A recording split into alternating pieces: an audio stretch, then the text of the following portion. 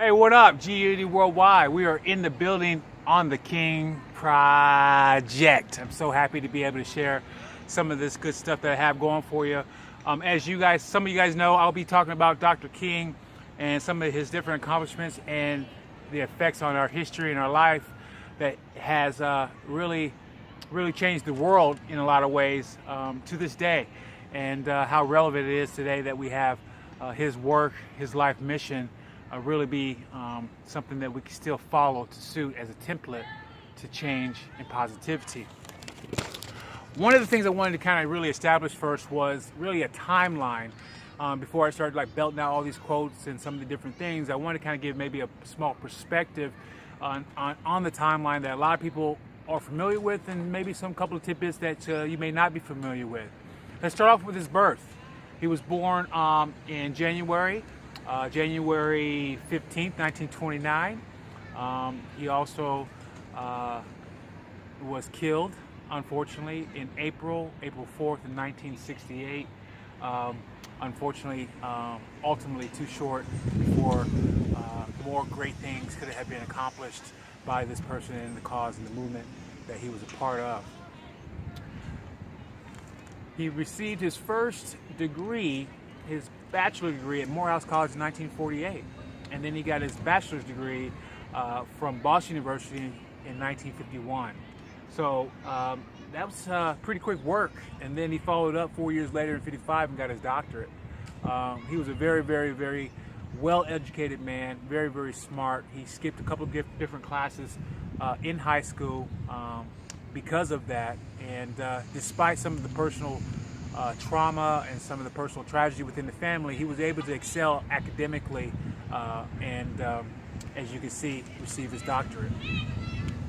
Dr. King wrote about 5 books over a 10-year period from 1958 to 1968. He wrote 5 books, all pertaining to his life works and his cause and his mission, and they are still to this day, again, like I said, very relevant, and a lot of people still see those as resources to the future as far as change, positivity, and growth. He got his first crack, if you will, to minister at the church called Dexter Avenue Baptist Church. Dexter Avenue Baptist Church. That was in 1954. So he was already doing his work. He was kind of getting involved with some different things locally as far as civil rights movement and things like that. But in 1956, based on a couple of different things that had happened on this infamous infamous bus ride, he was a part of getting the U.S. Supreme Court to change the rules and make the laws unconstitutional as far as bus segregation is concerned. So that right there is really the first national prominence that he received, and where a lot of people really got to know Dr. Martin Luther King's name Jr. as a household name, as a civil rights leader for change and activist. 1960, 4 years later, he moves to Atlanta. He co-pastors with his father at the church called the Ebenezer Baptist Church. He did that with him for a while. 3 years later, he gave a great, very famous speech, which he's known for, I Have a Dream speech. But the official title of that march, or that cause, was the March on Washington for Jobs and Freedom. The March for Jobs and Freedom was really the whole premise behind that speech. A lot of people don't know that. I didn't know that until I actually looked it up myself. That same year, based off that speech and some of the work he had already done up to that point, he was named Times Magazine Man of the Year, and he began to really have a strong run, because right after that, 1 year later, he was involved with the president signing the Civil Rights Act of 1964. So he went from working with desegregation to all of a sudden now we have him standing with the President of the United States, getting the Civil Rights Act bill in play in 1964. Huge accomplishment. That same year, again, he won the Nobel Peace Prize. At the time, I believe he was the youngest person to ever receive such a status of that type of acknowledgement. I believe he was the second African American person in history to receive that award, and deservingly so.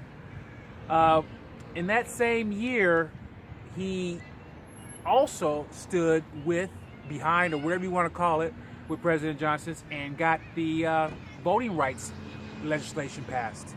And that was really addressing voter suppression by some government entities and things like that, and giving people the opportunity to vote, which was huge. And that was in 1965, and that's just an amazing, amazing accomplishment. He went in like a short period of time and really changed a lot of history. I mean, like, he had some power years. I mean, some literal power years.